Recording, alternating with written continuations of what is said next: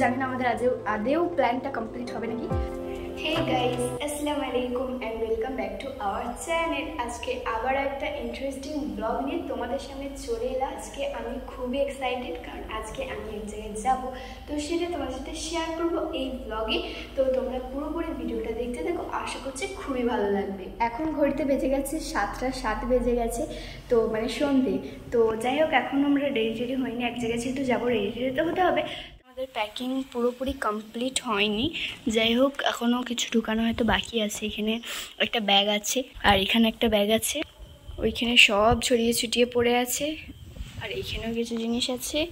আমাদের আপাতত এখন ডান হয়েছে কিছু জিনিস, এইগুলো নিয়ে নিয়েছি কারণ এগুলো লাগবে আমাদের বাসে। বলেইছিলাম তোমরা আস্তে আস্তে দেখলে আস্তে আস্তে জানতে পারবে বাসায় যাবো, এটাও জেনে গেলে। আমি এই আংটিটা পরেছি, কেমন লাগছে কমেন্ট করো তোমরা।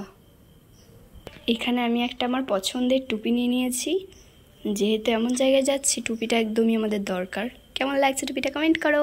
বললামই যে তোমরা আস্তে আস্তে দেখলেই বুঝতে পারবে।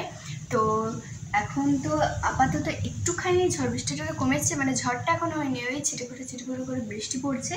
তুমি ফুল রেডি হয়ে বসে আছি, আমাকে কেমন লাগছে কমেন্ট বক্সে জানিও। তো চলো একবারে বাসে উঠে তোমার সাথে শেয়ার। আমি কবে যে এই ভিডিও আপলোড করবো আমি নিজেও জানি না, চেষ্টা করো।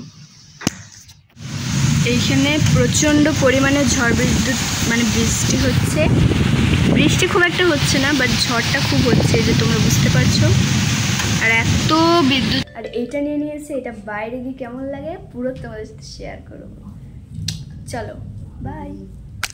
আমরা তো রেডি হয়ে গেছি আর রেডি হয়ে বসেও আছি, আর প্রথমেই নিয়ে চলে যাওয়া হচ্ছে ব্যাগগুলো, কারণ ব্যাগগুলো তো বাসের ডিগিতে ভরতে হবে, তাই না? এই যে এখন এত পরিমাণে ঠান্ডা ঠান্ডা হাওয়া দিচ্ছে, ফিল হচ্ছে, আর কি বিদ্যুৎ চমকাচ্ছে, বাপরে বাপ। চলো ঘরে চলে যাই, ভয় লাগছে।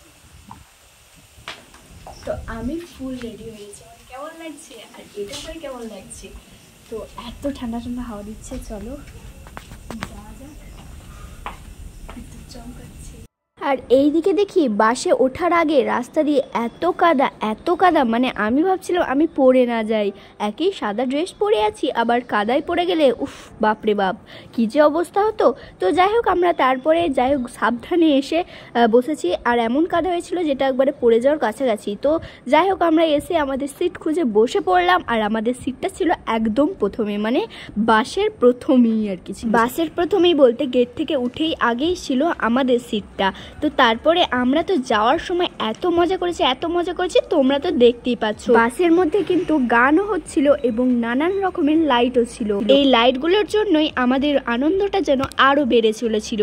আর হ্যাঁ, মেন কথা হচ্ছে বাসটা কিন্তু দুতলা ছিল, যার জন্য আমাদের কিন্তু যাওয়ার সময় একটু অসুবিধা হয়নি, আর আসার সময় একটু অসুবিধা হয়নি। বাইরের প্রকৃতি দেখতে দেখতে আমরা পৌঁছাচ্ছিলাম আমাদের গন্তব্যের দিকে। ফার্স্ট গন্তব্য তো চলেই এলাম, এই যে কুলাঘাটে এসে ফাইনালি পৌঁছালাম। এসেই দেখি সামনেটা এত ভিড়, আমাদের বাস থেকেও আস্তে আস্তে সবাই লাভতে শুরু করলো, বাট আমি একদমই লাভিনি। তোমাদের সাথে আগে ভিডিওটা শেয়ার করলো, জাস্ট দেখো তোমরাই।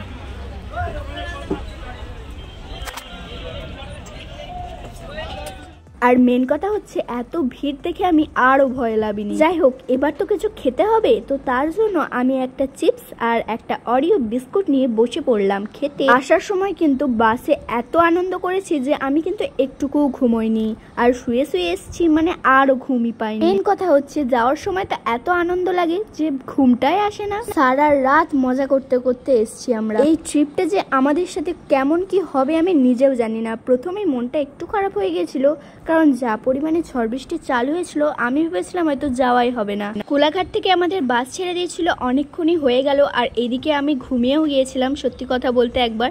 তো যাই হোক, ঘুম থেকে উঠে দেখি এদিকে একটু আলো ফুটে গেছে, আর তোমাদের সাথে সঙ্গে সঙ্গে একটু শেয়ার করলাম। মর্নিং ভিউটা কিন্তু দারুণ লাগছিল। কোথাও যাওয়ার থাকলে কিন্তু আমি অনেক চিন্তা ভাবনা করে যাই যে এটা করব সেটা করব, কিন্তু সত্যি কথা বলতে সেরকম কিন্তু কমপ্লিট হয় না। এইবারে অনেক কিছুই ভেবে এসেছি, জানি না কেমন কি হবে, কিন্তু আমি নিজের মতো আনন্দ করেই এসেছি। আর এদিকে তোমরা দেখতে পাচ্ছ, তোমাদের সাথে ভিডিও শুরু করতে করতে ওইদিকে দীঘার হাওয়াটাও পেয়ে গেলাম, মানে দীঘার ভিউটাও পেয়ে গেলাম। এই যে বিশ্ব বাংলার গেটটা, এর আগের বার যখন এসেছিলাম তখন কিন্তু আমরা বিশ্ব বাংলাতেই থেকেছিলাম, সরি মানে ওল্ড দীঘাতেই থেকেছিলাম। আর এইটা দেখতে পাচ্ছ, অনেকেই হয়তো শুনেই ফেলেছো যে জগন্নাথ মন্দির হচ্ছে। এই যে ফাইনালি কমপ্লিট হয়ে গেছে, আর আসার সময় কিন্তু দেখাও হয়ে গেল। তারপরে আমরা পৌঁছাচ্ছিলাম আমাদের হোটেলে। তো তারপরে আমরা চলেও এলাম। আর প্রথম হোটেলটা আমাদের দিয়েছিল একতলায় 106। তো আমরা যাই হোক একতলায় তো সব কিছু কমপ্লিট করলাম, ব্রাশ ট্রাশ করে এসে ফ্রেশ ট্রেশ হয়ে আমরা খেতে বসে পড়েছিলাম। আর ফোনে চার্জ ছিল না, তার জন্য সেরকমভাবে শেয়ার করতে পারিনি। ব্রেকফাস্টে কিন্তু অনেক কিছুই ছিল যেগুলো বলে শেষ করা যাবে না। যাই হোক এসে পৌঁছেছিলাম আমরা ওই 6টার দিকে, যাই হোক টাইমটা আমি দেখিনি। তো প্রথমে তো আমাদের একতলা দিয়েছিল, তারপরে চলে এলাম আমরা দুতলায়। তো দুতলায় 204 রুমে আমরা ছিলাম, মানে একটা রুম থেকে আবার নেক্সট রুম। ভিডিওটা অনেকটা বড় হয়ে যাবে, তারপরে আবার পার্ট 2 এ তোমাদের সাথে দেখা হচ্ছে। তো চলো।